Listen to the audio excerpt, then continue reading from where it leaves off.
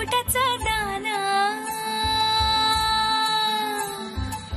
चहूकड बहरला राना पाटामध्ये झुळू झुळू पाणी पाखराच्या चोचीतली गाणी शेतामध्ये राबणारा लेक काळ्या मातीचा रांगडा तो मर्द माझा आभाळाच्या छातीचा वेडापिसा छंद असा लागला तुझ्यात जीवन